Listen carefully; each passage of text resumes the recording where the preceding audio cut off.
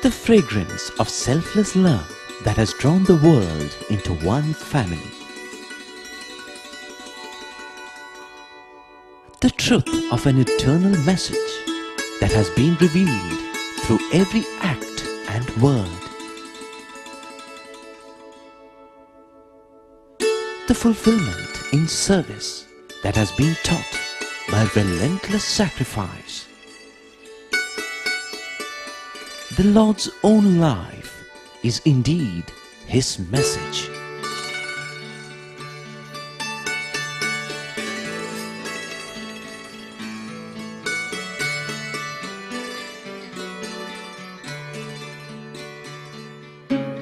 Sai Ram. Greetings and welcome to the 24th episode of our ongoing series entitled The Message of the Lord. If you recall, in the previous episode, we ended with a call from Bhagwan Baba asking us to place a ceiling on our desires. Today, we wish to pursue that topic. Now, why does Swami place so much emphasis on ceiling on desires? 3 reasons. Firstly, it is good for us as the body, mind and soul. Secondly, it is good for society as a whole. And thirdly, it is good for nature too. How? This is what we shall examine in this episode. Let us start with the word desire. What exactly does it mean? The dictionary says desire means to want, crave and long for something we would like to have. That something may be the satiation of a want connected with the senses, such as eating ice cream, for example. It could also be something purely mental, like wanting to have political, financial, or even sheer muscle power. Why does such a craving arise in the first place? Swami says, basically it is all because the individual thinks that by satisfying the particular wish, he or she, as the case may be, would feel happy. కాలు మొదలు తల వరకు కూడాను కోరికల చేతనే కాలమును గడుపుతూ వస్తున్నాడు. Man today is spending his time full of desires from top to toe. కోరికలు తీరటం ఆనందమని భావిస్తున్నాడు. కాదు కాదు. He feels so happy if these desires are fulfilled, but certainly not. కోరికలు ఆరటమే ఆనందమనేటువంటి సత్యాన్ని గుర్తించాలి. Desireless state confers the true bliss. ఏనాడు మానవుని యొక్క హృదయంలో కోరికలు ఆరునో ఆనాడే తన కోరికలు తీరినటువంటి వాడవుతాడు. The day when the desires are given up and pacified, you can aspire to be blissful. ప్రేమ స్వరూపులారా, embodiments of love. యుగములు గడిచినప్పటికీ జగములు కదిలినప్పటికీ మానవుని యొక్క హృదయము మారటం లేదు. Though ages have passed, generations have left, human heart has not yet been transformed. So you see, deep within, it is the person's quest for happiness that triggers desires. Is it wrong to want to be happy? Not at all, says Swami. He adds, your nature itself is bliss. So who can object to your wanting to be happy? If I'm allowed to be happy, if I can have desires, then why is Swami asking me to put a ceiling on my desires? Is he asking me to put a ceiling on my happiness? Definitely not. And it is in that confusion about what exactly happiness means that all problems arise. Let us try to work our way through that confusion slowly and in small steps. First and foremost, we must be aware that happiness can be sought both via the head and the heart. Seeking happiness via the head essentially means seeking happiness in the external world, and it is here that the body, the senses and the mind play the role of active agents. There are many ways by which the senses and the mind can deliver happiness, and shortly we shall examine some of them. But before we get into all those details, there is one thing Swami says about seeking happiness in the world that we must pay careful attention to. Oh man, you want happiness. Fine. Now, do you want temporary happiness or permanent happiness? I'm sure you want permanent happiness, right?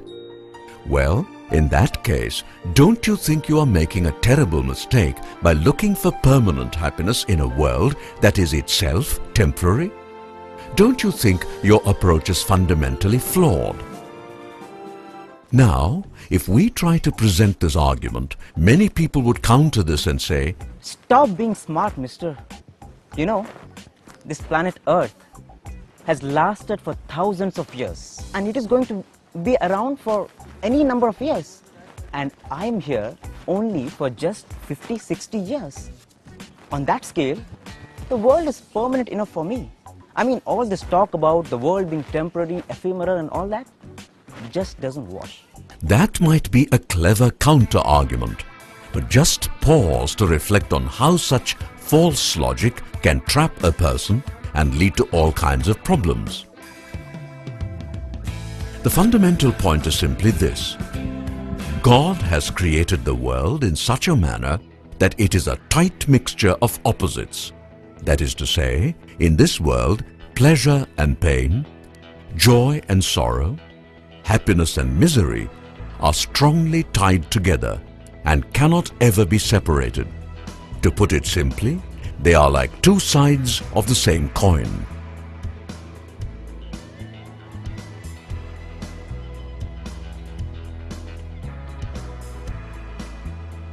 Can you ever have a coin with just one side? It is as simple as that.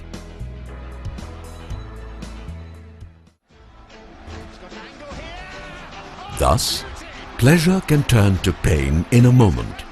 As we very well know, this happens in sports all the time.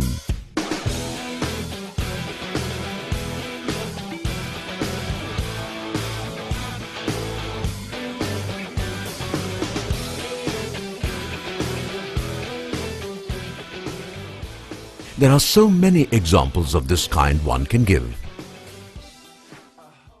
So, the first thing we learn is that permanent happiness is never possible in the world because the world is intrinsically dual. Temporary happiness? Sure. Permanent happiness? Never.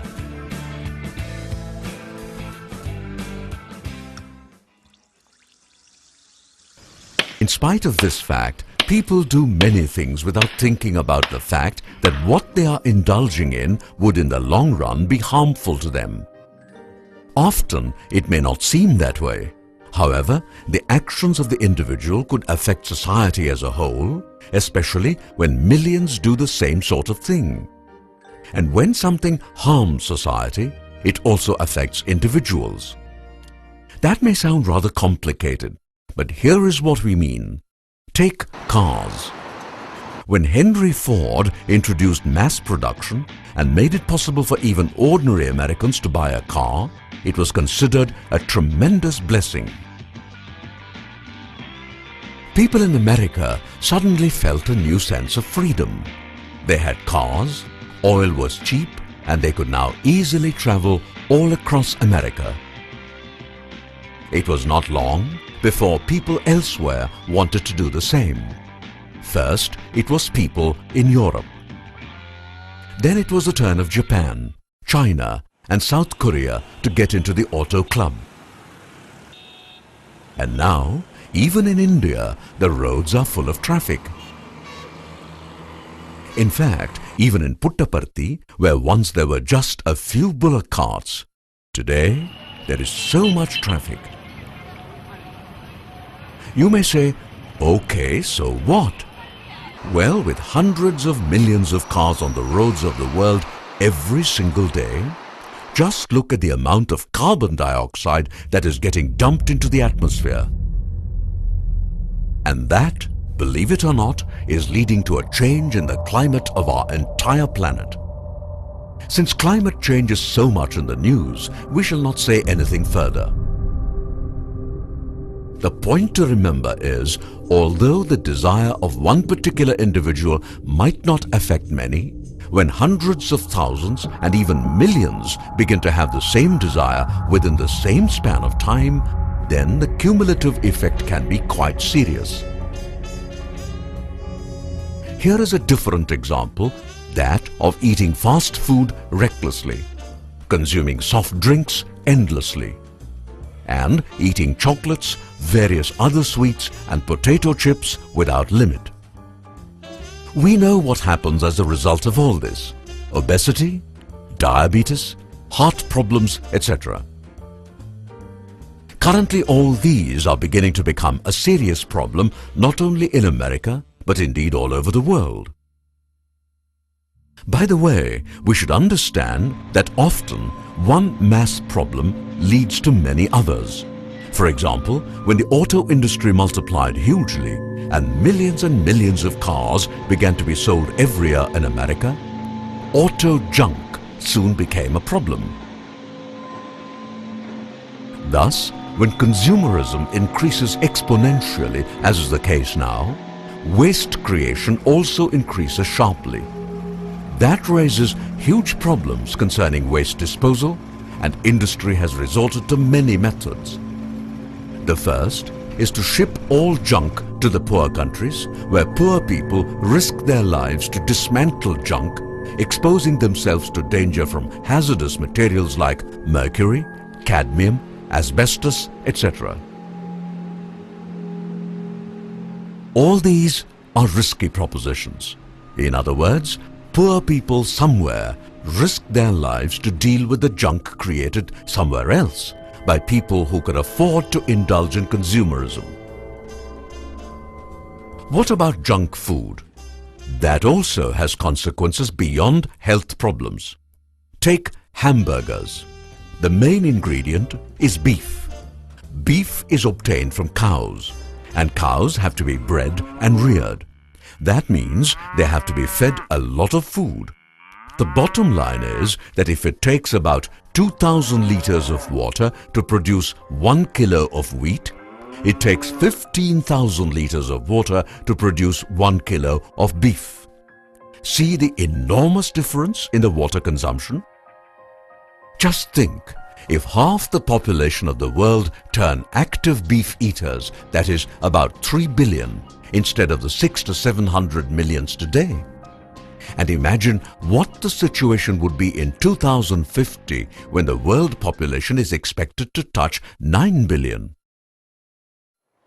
During the last few decades, people have been made to believe that consumerism is a must if humanity is to survive, and that without consumerism, the economy would collapse, people would starve, terrible things would happen, etc. Not many realize that this mantra is a creation of powerful market forces, a mantra that everyone is made to believe because without people consuming like mad, even if they have to borrow heavily, big corporations cannot make fat profits. The fact of the matter is that people have been deluded into believing that endless and exponentially growing consumerism is a must, and that without it, humanity and civilization would come to a grinding halt. Nobody pauses for a moment and asks, "Hey, wait a minute. How is endless consumption possible in a finite world, especially one where the population is growing exponentially?" As a matter of fact, way back in the 80s, a group of scientists known as the Club of Rome did examine this question because they were alarmed that humanity was beginning to use up heavily non-renewable resources like oil so fast that a crash of some sort might occur. This is what they projected. To start with, there are two facts. One, population growth, and two, depletion of non-renewable resources. Put them together. Trouble now starts. Industrial output grows initially to keep pace with growing population, but soon starts coming down since a resource crunch begins to have an impact. Food production also grows at first, but later begins to decline. Meanwhile, pollution also increases. And now the negative effects begin to act. Food production goes down and the population also begins to decline, even as resources become more and more scarce. What that means is a rapid decline in standard of living, a fact that would hit the rich countries much more than the poor countries.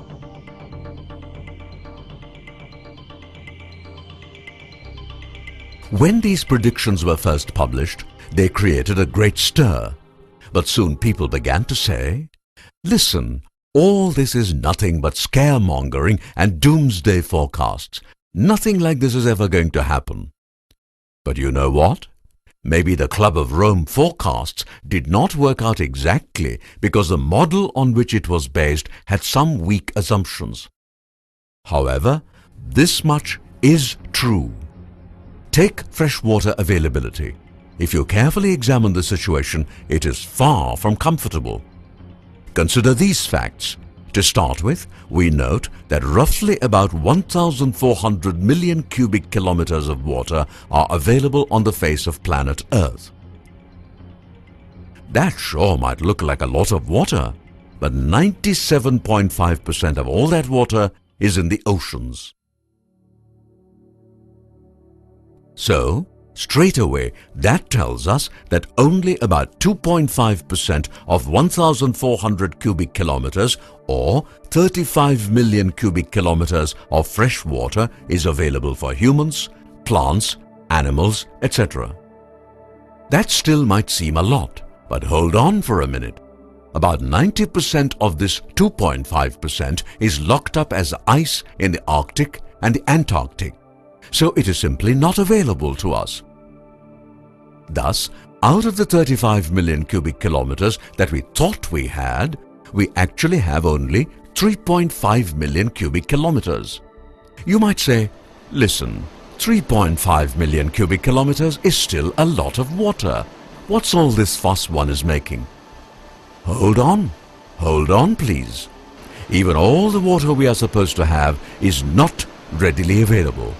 If we consider water sources from which humans could easily draw water for their use, such as rivers, lakes, easily accessible groundwater, then 3.5 million cubic kilometers comes down to about 93,000 cubic kilometers. Used as we are to waters in rivers, lakes, etc., which are not all that big, even this might seem like a lot of water. So it might, till we take a look at the way and the rate at which we are using water, wasting water, polluting water. At the beginning of the 20th century, that is to say, in the year 1900, humans were consuming about 300 cubic kilometers of water per year. By the year 2000, the consumption rate had gone up to 2,100 cubic kilometers per year. Given the rate at which consumption is increasing, it is estimated that by the year 2025, we may use up about 75% of the available bank balance. Now, isn't that scary? You might wonder, there is something funny going on here. Human population is no doubt increasing, but surely they cannot be drinking up all that water. Where is all that water disappearing? That is a very good question, but there is also an answer. Let us start with the caveman.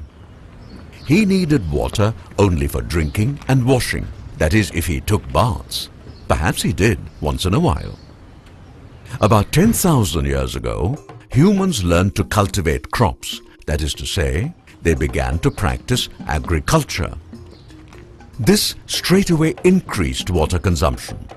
Historical records show that in major river deltas like that of the Nile, the Tigris and the Indus, people had canal systems to engage extensively in agriculture.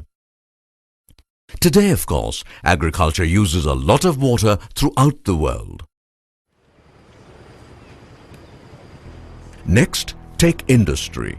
You might not believe it, but an industry like steel manufacturing consumes a lot of water. In fact, the silicon industry that gives us computer and cell phone chips consumes a lot of water. Then there are the utilities like railway stations, airports, hotels, resort areas, golf courses, all of which guzzle water. Building construction consumes a lot of water. Think of how much building, highway and dam construction is going on in the world today. By the way, let us not forget pollution, large-scale pollution of water, that is. For example, River Ganges is held to be very sacred in India.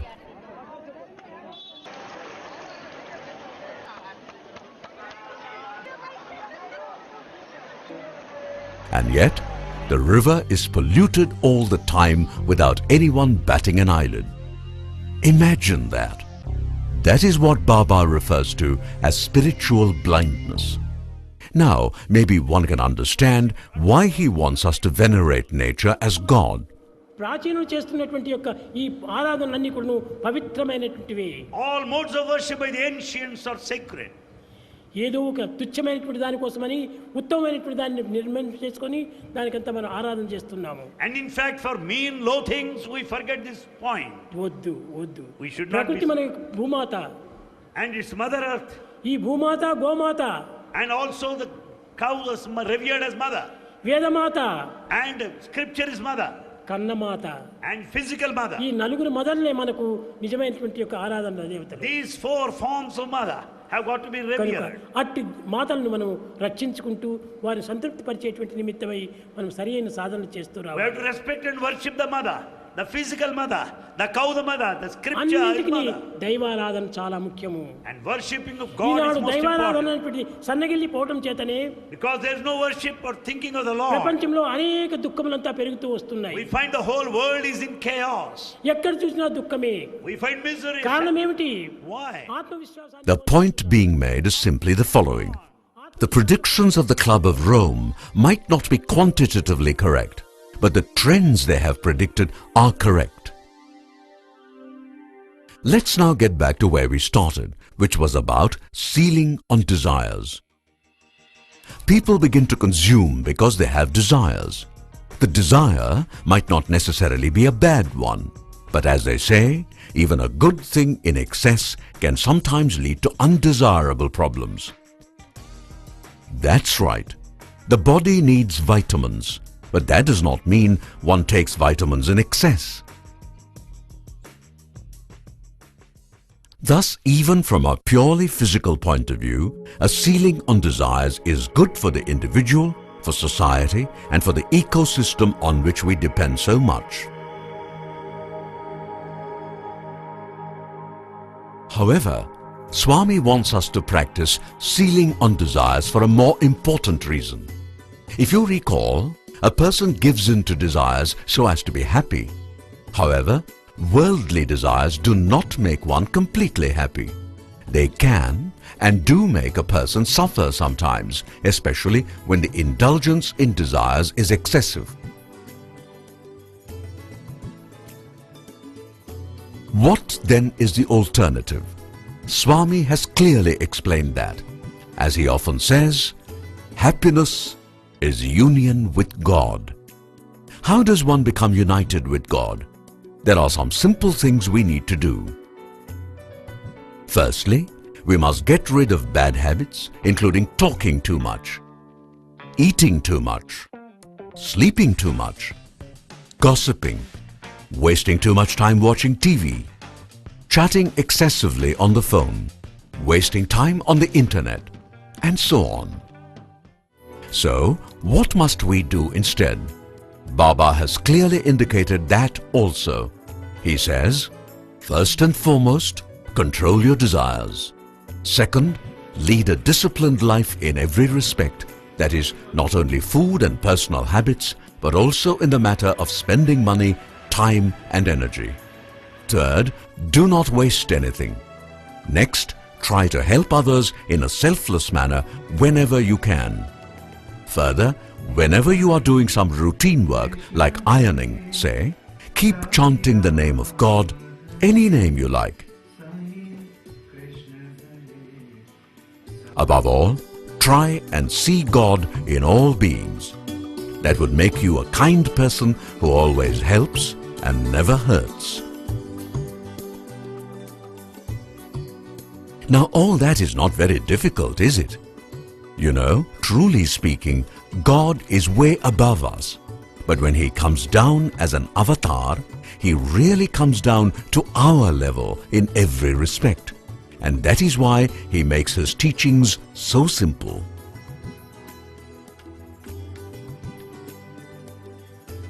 That is how compassionate Swami is always.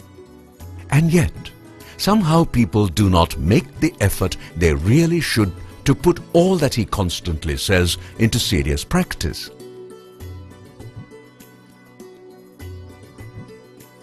There are so many devotees of Baba all over the world. Just imagine how much the world would change if each and every one of us would try to follow Swami's teachings. In Puttaparthi, it is a common sight to see people running behind Swami's car.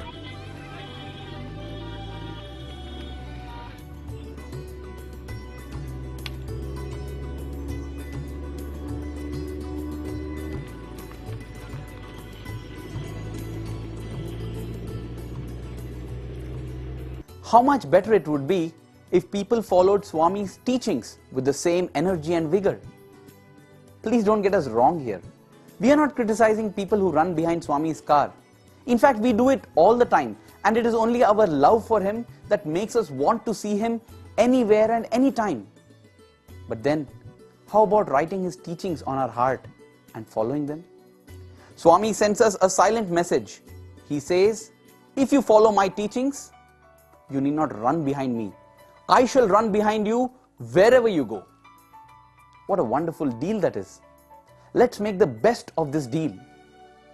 We hope you enjoyed this presentation and do join us tomorrow for the next episode. Till then, Jai Sai Ram.